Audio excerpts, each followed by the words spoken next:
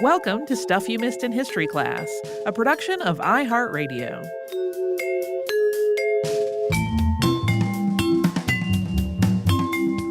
Hi, and happy Friday. I'm Tracy V. Wilson. And I'm Holly Fry. One of the things we did this week was answer listener questions for a whole episode, which I imagined in my head was going to take about 45 minutes-ish based on how many questions I pulled together. The final length is, of course, to be determined at this point because it hasn't been edited, but the file on my recorder is like an hour and 20 minutes or something. Yeah. It's much longer than I was thinking in my head. Yeah. I feel like we're better at doing that live and managing the time than we are in this situation.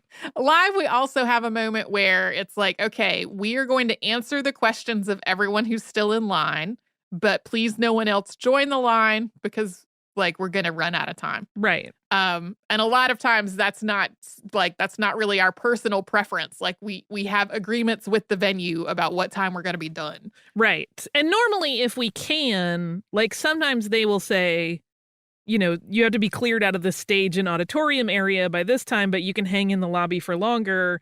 And so we'll do meet and greet for as long as people are there. Like we don't want to turn anybody away. And people can always like ask us questions in the course of that. We got to kind of keep it moving. As Tracy said, there are venues. I always feel bad when like the venue staff is kind of standing there with their keys in their hand being like, yeah, hey, it's cool that you like to talk to people, but chop chop. They've all been incredibly gracious and kind. I don't want to make it seem that way, but I am always very cognizant of when the staff is ready to go home. Right. Yeah, we way earlier in the year, or even at the end of last year, we had sort of talked, okay, are we going to try to tour again? When are we going to start trying to talk about touring? And we had initially planned to start talking about touring like in the spring. And then when the pandemic really became international, like immediate news, like it became clear that we were not going to have a conversation about touring right then. No. And then as that has progressed, I mean, we're recording this on June 16th. And it just seems incredibly unlikely that we will be booking live shows, both because like the travel involved in getting to them. And then also if we did one, like you and I had a conversation about some of the stuff that we had on the calendar that has since been canceled. And we were like, we're going to have to not do a Q&A for this. Like, we can imagine each of us getting there maybe relatively safely. Like, one of the things that we had been planning was an outdoor show, and that is, like, less risky than being in an enclosed space with people. But, like, we would not have been able to have a meet and greet line of 100+ listeners to individually talk to face-to-face. Like, that just would not have been feasible. Yeah. And it is, I do, that's one of the things I actually have missed. I'm like, oh, I miss like the chance to travel around and meet people and get to chat with listeners. It's always really, really fun and incredibly fulfilling. So, I mean, I'm bummed that we don't get to do it. I'm glad, you know, you came up with this idea for sort of a way to do it. Yeah. Yeah. My favorite parts of touring are definitely the actual live show I enjoy doing because I was like a theater kid as a kid and like having some kind of stage experience in my life still. Like that's been really cool to come into as an adult. And I really enjoy talking to listeners and answering questions and doing meet and greets.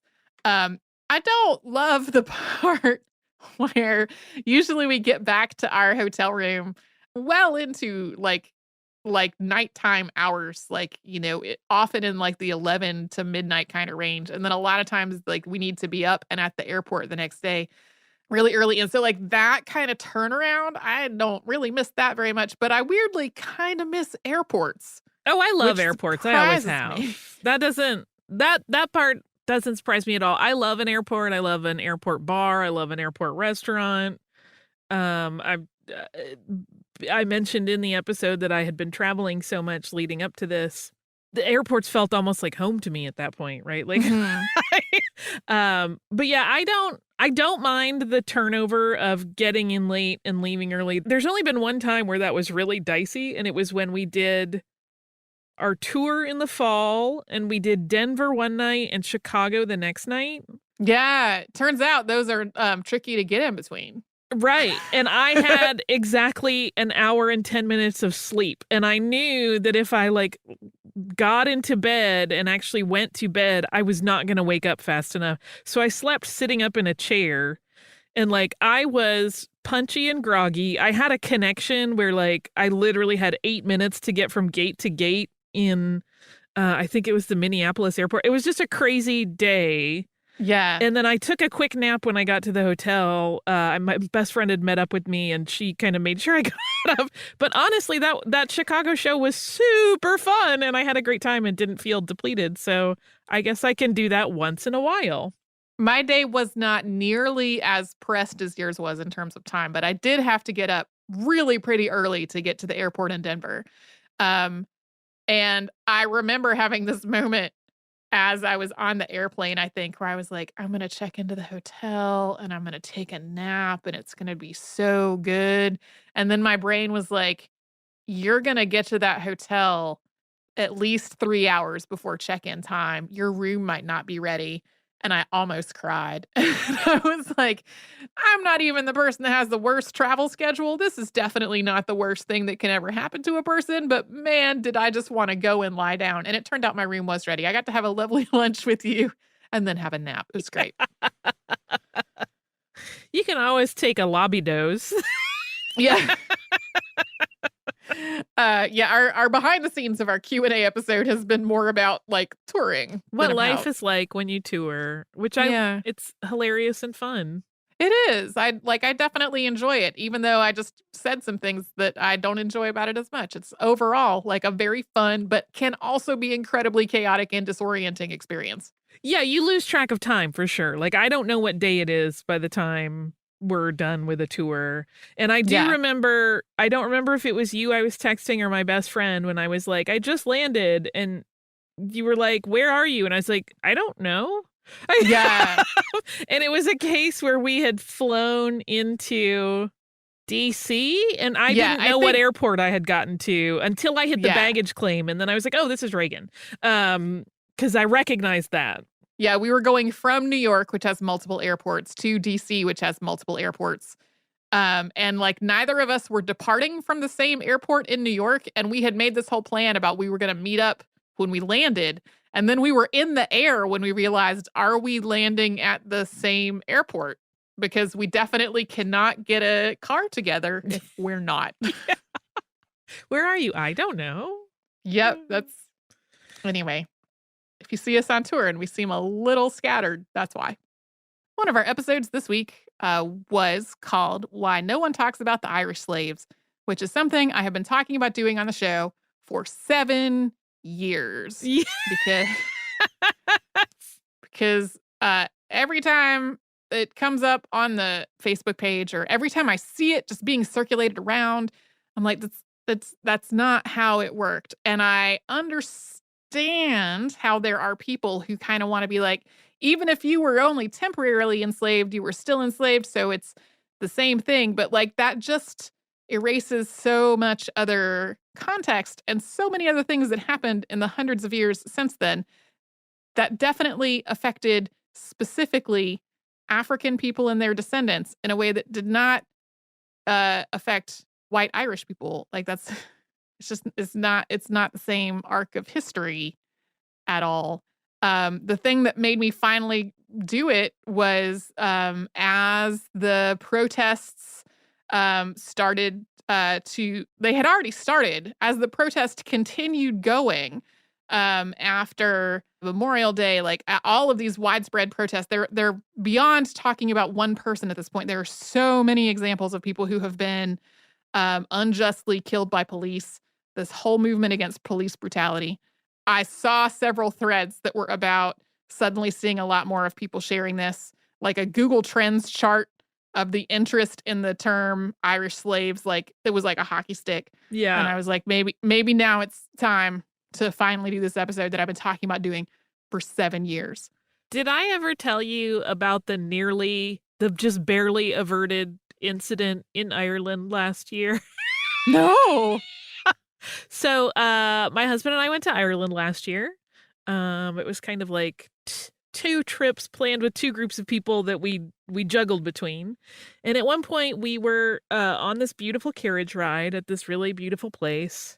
And the driver was very sweet and lovely. And then out of nowhere, he said, people want to talk about black slaves all the time, but at least they got to live in the house with the master. Oh, no. And like, as he felt my right arm tense up, my husband leaned over and said, please don't start a fist fight in a foreign country.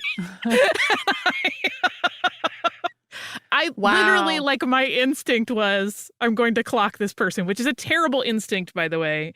And I feel like I should absolutely 100% say, like, I had an absolutely delightful time in Ireland and found amazing people that I had very, very fabulous conversations with. And that was not a prevailing kind of sentiment that I encountered. It was just this one instance, but it was just so odd and awkward and blunt. And also, we're in a carriage being driven by this person in I don't know where at that point. So it was like, if I start this fight, I don't know what happens next. Well, and like, being in a different country has definitely caused me to respond to things differently than like I have some phrases practiced if a stranger says something racist in my presence. Right. Like, same. Like, some things that I am prepared to say. But like, for example, when we were in Paris, there was an incident where a tour guide that we were on said something that was not okay. And I think we all kind of froze for a moment. Like, we had conversations about it after the fact, but in the moment, it was like all the things that I had prepared. I was like, does this even translate to this, the tour guide whose first language is not English? Like, it was a whole thing. So I was like, anytime I want to travel internationally now, I feel like I need to rehearse responses before I go. Yeah, for sure. And it is one of those just weird things that took me so, like I said, so off guard.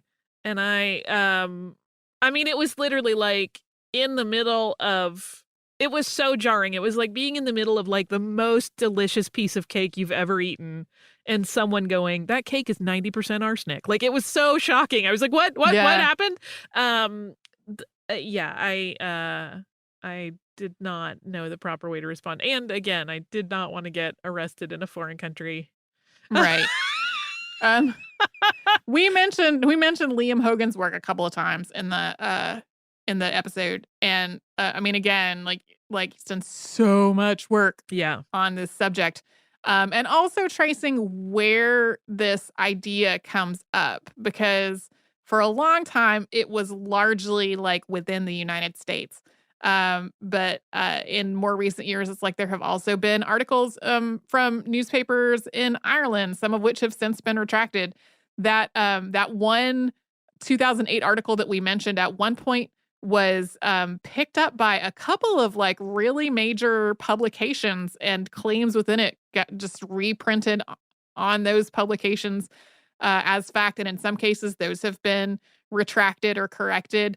And so in addition to like the need for people who don't already know this history to learn about it and to be able to talk about it and counter this information, there's also a thread to me that is about just media literacy and spotting who is in charge of this piece of content. What is their goal? Why are they writing it?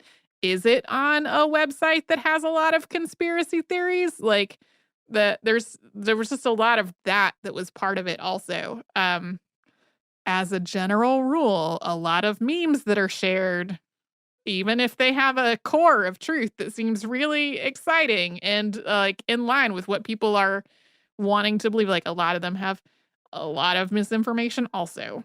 Yeah.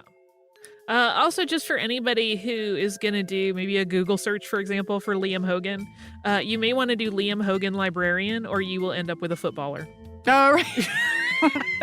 Just FYI. Yeah, he's been doing this for years and years. Yeah. Yeah, he's amazing. So happy Friday again. If you want to write to us, historypodcast@iHeartRadio.com. You can also follow us on social media. We're at Missed in History at most of the social media sites. And you can subscribe to our show on the iHeartRadio app and Apple Podcasts and wherever else you get your podcasts.